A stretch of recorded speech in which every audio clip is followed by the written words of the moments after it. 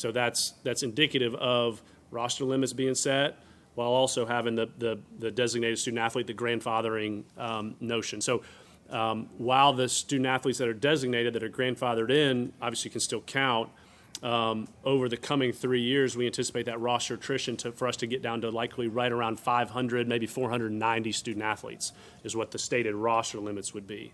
So we're kind of stair-stepping down, right? 600 approximately to about 550 now, and we anticipate that to continue to attrition down to right around 500 probably in a couple, 3 years.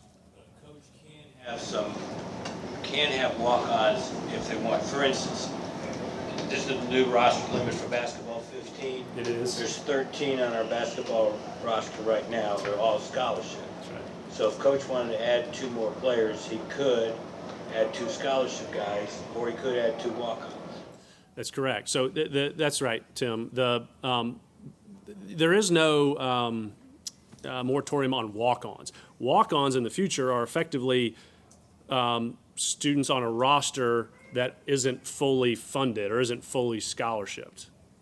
And so to your point with basketball, 15, we've given Coach Brownell, Brad's got 15 scholarships available, so he could add two more to the roster, and they could be on scholarship. Obviously, we have a financial, there's financial components to that we would manage. But the notion that can't have walk-ons, you can have walk-ons, but again, we are leaning into, as I've talked on significantly, scholarship expansion, and so most all of our sports are going to have fully funded, fully scholarshiped rosters. We don't have to do that, and again, there'll be coach discussion that we'll have along the way, but that's where the walk-on component would exist, if it's needed per sport. Anything else for Graham?